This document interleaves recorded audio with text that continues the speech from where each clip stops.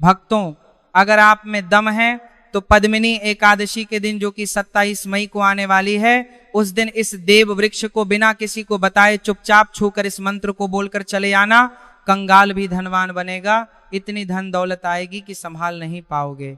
जन्मों जन्मांतर की गरीबी तत्काल दूर हो जाएगी। विश्वास नहीं तो इस पद्मिनी की एकादशी में प्रैक्टिकल करके देख लेना। भक्तों, आज के इस वीडियो में हम जिन चमत्कारी देव वृक्षों के बारे में बात करने वाले हैं, उन देव वृक्षों में पद्मिनी की एकादशी के दिन स्वयं माता लक्ष्मी और भगवान विष्णु जी का वास होता है, और यह वृक्ष आपके घर के आसपास ही बड़ी आसानी से मिल जाएंगे। इन देव वृक्षों के बारे में स्वयं माता लक्ष्मी ने अपने प्रिय भक्त को बताया है कि कोई भी व्यक्ति सही समय पर, सही मुहूर्त पर, सही क्रिया अनुसार पद्मिनी की एकादशी के दिन इस वृक्ष को छूकर चुपचाप आ जाता है, तो उसके घर में स्वयं माता लक्ष्मी और भगवान विष्णु जी का वास हो जाता है, और उसके जीवन में चल रही गरीबी, दुख, कष्ट सब समाप्त हो जाएंगे। जन्म जन्मांतर की गरीबी तत्काल दूर हो जाएगी। आपका भाग्य सातव आसमान पर चढ़ जाएगा। जहां भी जाओगे धन दौलत पीछे पीछे आएगा। तो फिर आपसे एक छोटा सा अनुरोध है कि वीडियो को पूरे देखें, तभी लाभ की प्राप्ति हो सकती है। इसीलिए इस वीडियो को पूरा देखें। यदि आज आपने इस ज्ञानवर्धक वीडियो को, मेरा आपको बरनसी को आपसे बड़ा माथक पढ़ते हैं, यदि आज आपने इस ज्ञानवर्धक वीडियो को पूरे देखें, यदि आज आपने सारा प्रबंध किए है, बीच बीच में देखा, काट काट कर देखा, तो जीवन में आपको कभी भी सफलता हासिल नहीं होगी और आप पूरे साल परेशान ही रहोगे। भक्तों, इस वीडियो में हम आपको ऐसे पेड़ बताएंगे जिन्हें छूने मात्र से आपकी गरीबी तत्काल दूर हो जाएगी। जी हाँ भक्तों, माता लक्ष्मी की आप पर ऐसी कृपा होगी कि आने वाले समय में आप धनवान बन जाओगे। अगर आप आमलकी एकादशी के दिन यह जो पेड़ मैं बताता हूं, उन पेड़ों को छूने मात्र से आपकी गरीबी दूर हो जाएगी। क्योंकि भक्तों, पूज्य गुरुजी ने भी अपनी कल की कथा में गुरुजी ने बताया कि अगर आप साल भर पूजा पाठ, टोने टोटके के उपाय करते करते थक गए हो और आपको रत्ती भर भी फायदा नहीं हुआ हो, तो गुरुजी ने बहुत विशेष और रामबाण उपाय बताया है। इस पद्मिनी की एकादशी में भगवान विष्णु और माता लक्ष्मी जी के प्रभाव में पढ़ने जा रही हैं। महाकुंभ में आए साधु संत ने भी इन वृक्षों के बारे में बताया है। तो जो पेड़ के बारे में हम आपको बताने वाले हैं, अगर आप उसे हमारे बताए अनुसार सही समय और शुभ मुहूर्त देखकर छू लेते हैं, तो यकीन मानिए आपके जीवन में कुछ दिनों बाद धन की वर्षा होने लगेगी। फिर आपके जीवन में आपको उन्नति करने से कोई नहीं रोक पाएगा। आपकी हर मनोकामना पूरी होगी, खुशियों से भर जाएगा। आपका घर, यदि आप पद्मिनी की एकादशी के दिन इस देव वृक्षों को छू लेते हो, तो भगवान विष्णु और माता लक्ष्मी जी का आपको आशीर्वाद मिल जाएगा। अगर आज का यह वीडियो पूरा देख लेते हो, तो भक्तों आप अपने फायदे के लिए इस वीडियो को पूरा देख लीजिए। आपका जीवन इस पद्मिनी की एकादशी पर ना बदल जाए तो भक्तों मुझे बताना। तो चलिए जानते हैं कि कौन से ऐसे पौधे हैं जिनको पद्मिनी की एकादशी के दिन छू कर आ जाना है। लेकिन उससे पहले आपके फायदे के लिए एक महत्वपूर्ण जानकारी। भक्तों, अगर आप भी चाहते हैं कि माता लक्ष्मी और भगवान विष्णु जी का आशीर्वाद आप पर बना रहे, तो इस वीडियो को एक लाइक करें और चैनल को सब्सक्राइब कर लें, और कमेंट बॉक्स में जय माता लक्ष्मी और भगवान विष्णु जरूर लिखें। और साथ ही आप अपनी राशि को कमेंट बॉक्स में जरूर लिख दें, क्योंकि हम राशि से जुड़ा भाग्य भी बताते हैं और भाग्य में चल रही परेशानियों को तत्काल दूर करने के लिए आसान उपाय भी बताते हैं। इसीलिए आप अपनी राशि कमेंट बॉक्स में जरूर लिख दें। तो चलिए भक्तों, अब हम इस वीडियो पर ज्यादा बकवास ना करते हुए वीर योग को शुरू करते हैं। देखिए भक्तों, हिंदू संस्कृति में कई तरह के पौराणिक मान्यताओं को महत्व दिया गया है कि कई ऐसे पेड़ पौधे होते हैं जो कि देव वृक्ष कहे गए हैं और काफी शुभ भी माने गए हैं। प्रकृति में मौजूद कई ऐसे पेड़ पौधे होते हैं जो कि हमारे जीवन में चल रही परेशानी को दूर कर देते हैं। खास बात यह है कि पेड़ पौधे की न सिर्फ लोग पूजा करते हैं, बल्कि औषधि के रूप में भी प्रयोग करते हैं। यह कई प्रकार की बड़ी से बड़ी बीमारी को ठीक करते हैं, और वेद पुराणों में भी कई प्रकार के पेड़ पौधों का उल्लेख है। भक्तों, यदि आप भी पद्मिनी की एकादशी के दिन इन वृक्षों को छू लेते हो, तो आपको माता लक्ष्मी और भगवान विष्णु जी का ऐसा आशीर्वाद मिलेगा जिससे कि आपके जीवन की समस्त परेशानियां दूर हो जाएंगी। भक्तों, देखिए बात ऐसी है कि हमारा काम तो है सलाह देने का, हम तो केवल सलाह ही दे सकते हैं। अब आप इसको मानो या ना मानो, आपकी मर्जी। लेकिन भक्तों एक बात जरूर कहेंगे कि अगर मान लोगे तो आपका बेड़ा पार हो जाएगा।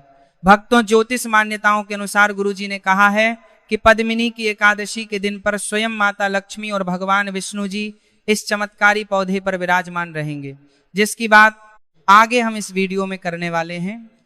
और अगर आप इन पेड़ों को हमारे बताए अनुसार बिना अपना ज्यादा दिमाग लगाए, बिना अपनी बुद्धि चलाए इनको छूकर आ जाते हैं तो इसी से आपका बेड़ा पार हो जाएगा और उसी वक्त भगवान विष्णु और माता लक्ष्मी जी का आशीर्वाद आपको तुरंत मिल जाएगा। फिर आपको धनवान बनने से स्वयं विधाता भी नहीं रोक पाएंगे। हम उन चमत्कारी वृक्षों को बताने से पहले हम आपको इस पद्मिनी की एकादशी के बारे में जानकारी दे देते हैं, ताकि आपको उन देव वृक्षों को छूने के लिए सही शुभ मुहूर्त का पता लग जाए। आइए जानते हैं पद्मिनी की एकादशी की सही डेट टाइम का। शुभ मुहूर्त 26 मई को 5:11 से शुरू होगी और 27 मई 6:22 तक रहेगी। तिथि के अनुसार पद्मिनी की एकादशी 27 मई को मनाई जाएगी और इस तिथि पर भगवान विष्णु और माता लक्ष्मी जी की पूजा की जा सकती है।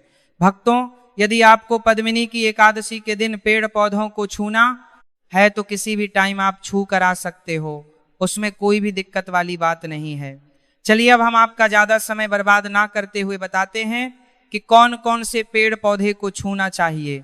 भक्तों हमारे हिंदू धर्म में भगवान विष्णु और माता लक्ष्मी जी के अनेक स्वरूप कहे गए हैं, जिसमें वृक्षों को भी माता लक्ष्मी और माता लक्ष्मी जो है नाम है, भगवान विष्णु जी के स्वरूप कहा जाता है। तो आज मैं आप लोगों को ऐसे वृक्ष के बारे में बताऊंगा जिनको पद्मिनी की एकादशी के दिन छूना बेहद शुभकारी बताया गया है। पद्मिनी की एकादशी के दिन इनको छूने मात्र से शत्रु दोष, कर्ज दोष, गरीबी दोष सब समाप्त होते हैं। पद्मिनी की एकादशी का दिन माता लक्ष्मी और भगवान विष्णु जी को प्रसन्न करने के लिए सबसे उपयुक्त दिन माना जाता है। और पद्मिनी की एकादशी के पावन पर्व में कुछ ऐसे वृक्ष हैं जो कि देव वृक्ष कहे गए हैं, देवी वृक्ष कहे गए हैं, गए हैं।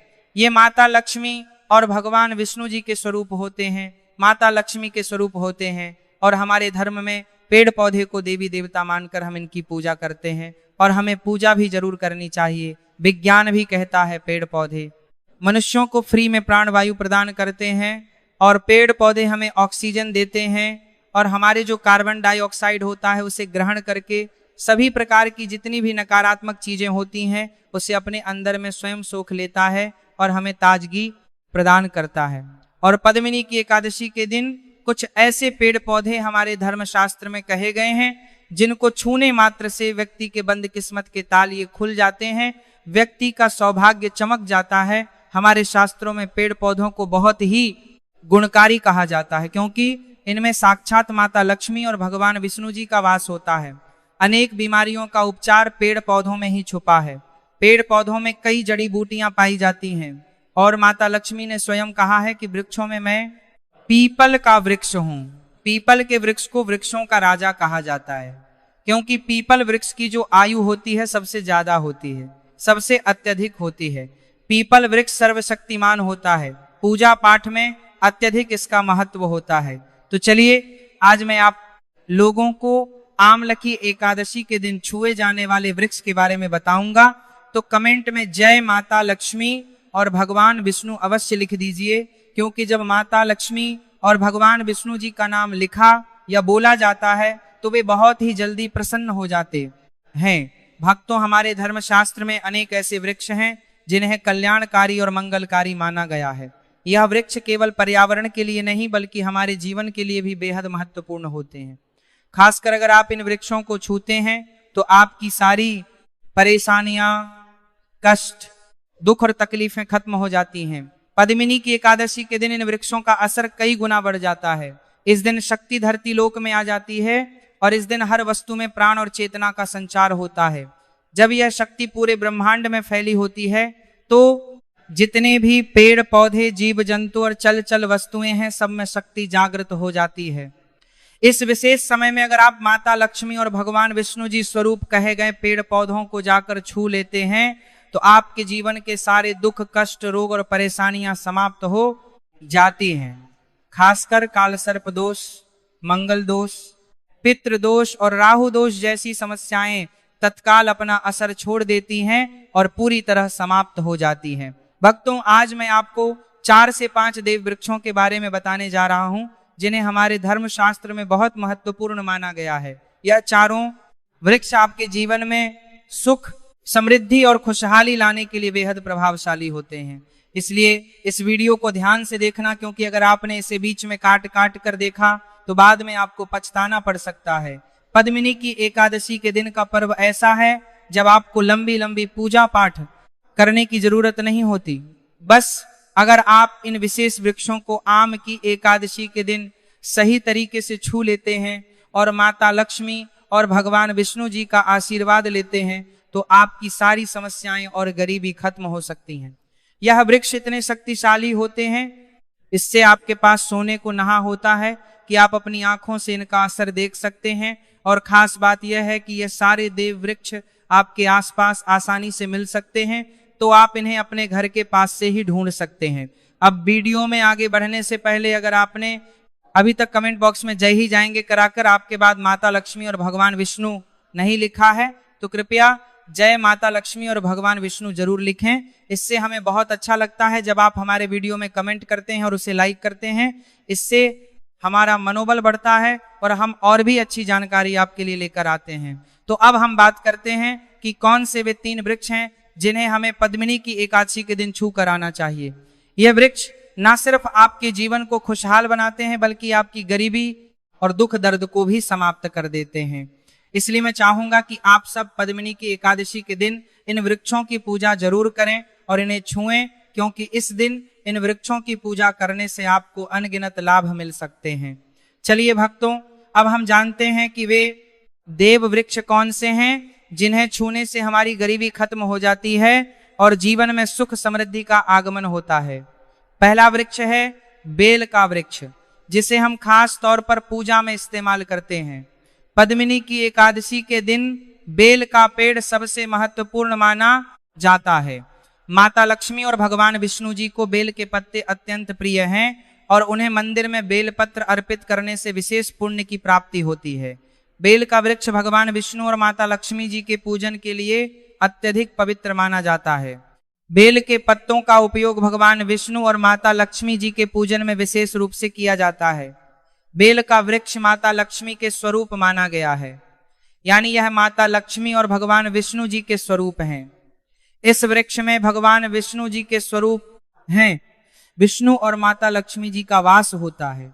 स्कंद पुराण की कथा में कहा गया है कि बेल वृक्ष की जड़ में, गिरजा तनों में, माहेश्वरी शाखाओं में, दक्षिणायनी पत्तों में, माता पार्वती फलों में, कात्यायनी फूलों में, गौरी और इस वृक्ष के संपूर्ण शरीर में मां लक्ष्मी जी का वास होता है। इसीलिए यह वृक्ष धार्मिक रूप से अत्यंत महत्वपूर्ण है। अगर आप संध्या काल में माता लक्ष्मी और भगवान विष्णु जी के मंदिर या पार्श्व बल के वृक्ष के नीचे घी का दीपक जलाते हैं तो व्यक्ति धनवान, गुणवान और पराक्रमी बनता है। इस पेड़ के स्पर्श से व्यक्ति के सभी मनोरथ पूरे होते हैं। इस पेड़ को छूने से पहले आपको एक खास मंत्र भी बोलना चाहिए। वह मंत्र है दर्शन बिल वृक्षस स्पर्शम पाप नाश अघोर पाप संहार एक विलंब माम लक्ष्मी विष्णु नमः का अर्थ है कि बेल वृक्ष का दर्शन और स्पर्श करने मात्र से सभी पाप समाप्त हो जाते हैं और माता लक्ष्मी और भगवान विष्णु जी को चढ़ाया गया एक बेल पत्र और पापों का नाश करता है। तो पद्मिनी की एकादशी के दिन इस बेल के वृक्ष को छूकर अपनी मनोकामना बोलिए और फिर चुपचाप आकर वापस आ जाइए। आपका ये सभी कष्ट, दुख और पाप समाप्त हो जाएंगे और आप धन, सुख और समृद्धि प्राप्त करेंगे। भक्तों, अब मैं आपको दूसरे पौधे के बारे में बताता हूं जो भी बहुत ही महत्वपूर्ण है। यह पौधा है शमी का वृक्ष। शमी के वृक्ष को हमारे धर्म शास्त्र में माँ दुर्गा के स्वरूप के रूप में पूजा जाता है। यह स्वयं माँ दुर्गा का स्वरूप है और इस पर माँ दुर्गा साक्षात विराजमान रहती हैं। अगर आप पद्मिनी एकादशी के दिन संध्या काल में शमी के वृक्ष के नीचे धूप और दीपक जलाते हैं तो आपकी सारी परेशानियां और कष्ट दूर हो जाते हैं। इसके अलावा शमी की जड़ में सिंदूर डालने से व्यक्ति को अच्छे स्वास्थ्य की प्राप्ति होती है। जो लोग लंबे समय से बीमार हैं उनके लिए यह एक बहुत अच्छा उपाय है। यदि आपके घर में कोई सदस्य लंबे समय से बीमार पड़ा है तो आप उस व्यक्ति के शरीर से 7 बार सिंदूर उतारकर शमी की जड़ में डाल सकते हैं। इससे उनके रोग जल्दी ठीक हो जाएंगे। इसके अलावा यदि आप बीमारी से बचना चाहते हैं और निरोग रहना चाहते हैं तो शमी की जड़ में सिंदूर डालने से यह आपका रोगनाश कर सकता है। आपको आम की एकादशी के दिन शमी के वृक्ष को छूकर अपनी मनोकामना बोलनी है। जब आप इसे करेंगे तो आप देखेंगे कि आपकी मनोकामना पूरी हो जाएगी और आपकी दरिद्रता समाप्त हो जाएगी। इस दिन शमी के वृक्ष के प्रभाव से आपको अपार लाभ मिल रहा है सकता है। तो आमलकी एकादशी के दिन पर शमी के वृक्ष का आशीर्वाद लेकर अपने जीवन में खुशहाली और समृद्धि लाएं। भक्तों, अब हम बात करेंगे तीसरे वृक्ष की, जिसे देव वृक्ष भी कहा जाता है। यह वृक्ष है पारिजात का वृक्ष। पारिजात का वृक्ष समुद्र मंथन से उत्पन्न हुआ था और इसे देवराज इंद्र के नंदन वन में स्थापित किया गया था। बाद में भगवान कृष्ण ने इस वृक्ष को मानव कल्याण के लिए धरती पर लाया था।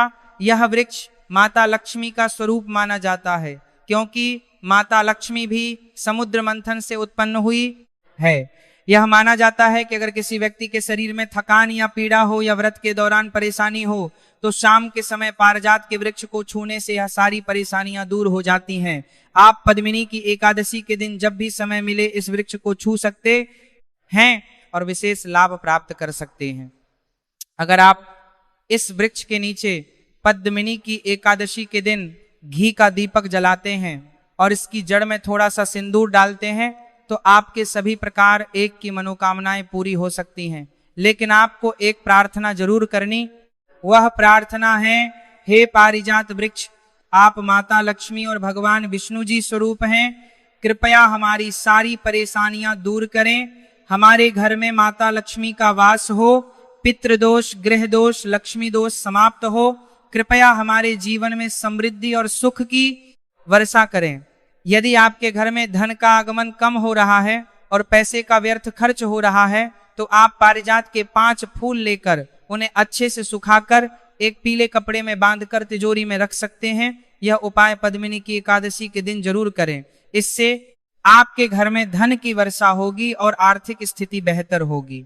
तो अगर आप जल्दी धनवान बनना चाहते हैं या आपकी कोई अधूरी कामना है तो इन 3 वृक्षों के बारे में बताए गए उपाय जरूर करें। खासकर यदि आप तीनों वृक्षों को छूते हैं तो आपकी मनोकामनाएं पूरी होने से कोई भी शक्ति आपके रास्ते में नहीं आ पाएगी। पद्मिनी की एकादशी के दिन इन उपायों को जरूर करें। यह उपाय आपके जीवन को संवार सकते हैं, आपके कष्ट दूर कर सकते हैं और आपकी किस्मत को चमका सकते हैं।